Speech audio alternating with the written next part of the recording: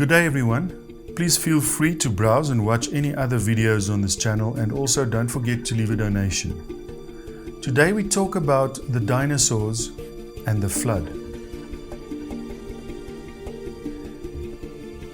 In National Geographic of 1993 on page 142, this guy said that no human being has ever seen a live dinosaur. Now wait a minute, back up a little. Does he know that, or does he think that? There is no way that he can know that unless he talked to everybody who ever lived. Did he talk to Adam and Eve or Noah before he wrote that? He might have believed what he said, but that is not part of science. In Genesis it says, "In the beginning God created heaven and earth." And in Exodus the Bible says, "For in 6 days the Lord made heaven and earth, the sea and all that in them is." God wrote this on a rock with his finger. It's part of the 10 Commandments. I think it means that he really did make it all in 6 days. Well, this means that Adam saw real live dinosaurs. The Bible said that there was no death before Adam sinned. Textbooks and clever scientists say that death came before sin by saying that the dinosaurs died off before man got here. Someone is wrong, and I would like to point out who it is in this series. Please see my previous series to know how different this world was before the flood came. So before the flood, things were different. Things lived to be over 900 years. Did you know that reptiles never stop growing? So what do you think will happen to a lizard if you put him in hyperbaric conditions on an earth with mostly land and huge vegetation and let it live for 900 years? You will end up with the huge lizards, right? And wouldn't you know it, we dig up their fossils all over the place and call them dinosaurs. So if all this is true, did Noah take dinosaurs on the ark? They asked Billy Graham, and he said that dinosaurs were extinct before man got here, squarely placing death before sin, which is unscriptural. So how do you get the dinosaurs on the ark? Wouldn't they be too big?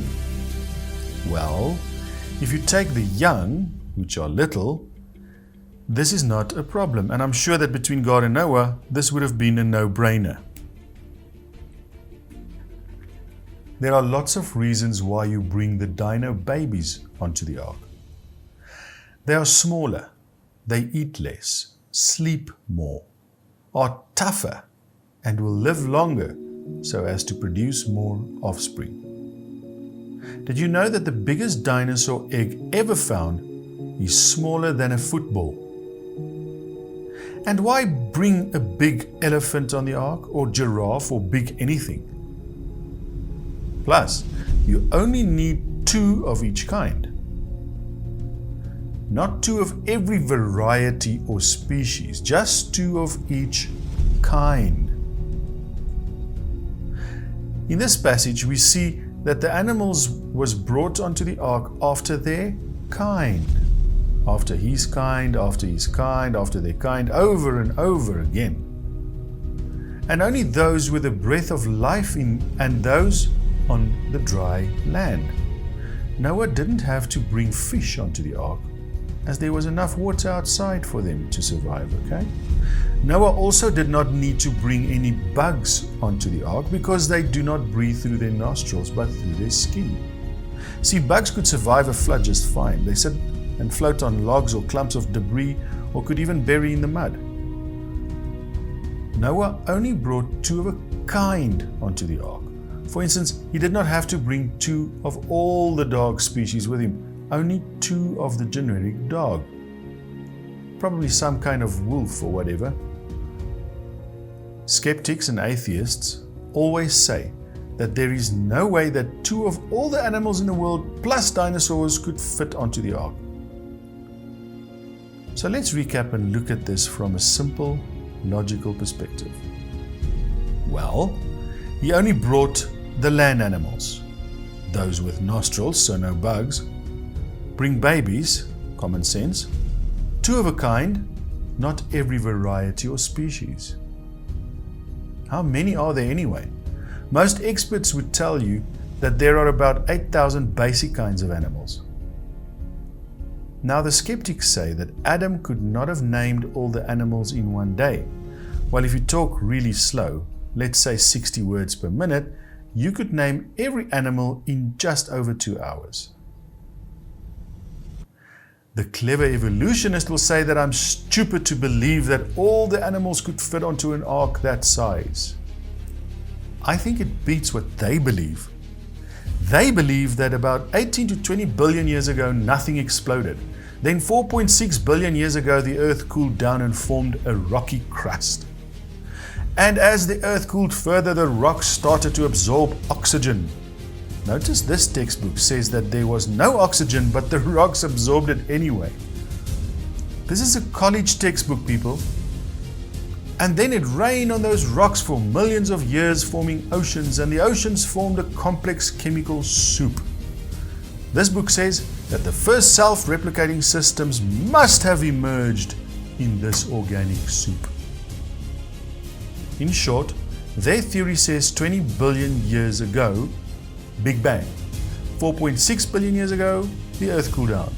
It rained on the rocks for millions of years, turning it into soup, and the soup came alive about 3 billion years ago. And that first life form found somebody to marry and something to eat. Now there's a good trick. And it slowly evolved into everything we see today. And they say what I believe is stupid? They believe that we come from rocks. I have a verse for them straight from Jeremiah. Saying to a stock, that is soup, Thou art my father, and to a stone, that's a rock, Thou hast brought me forth. So yes, I do believe that the ark contained not only land-dwelling animals and birds, but also dinosaurs. That is all we have time for today. Thanks for watching, and please leave us a donation so we may create better videos. Instructions on how to do so will follow. God bless. Thanks for watching. If you enjoy our videos, please leave a like and subscribe. Don't forget to click the bell icon to be notified of our next video. You can help us create better videos by leaving a donation on Patreon. The link is in the description. Thank you. We hope to see you next time.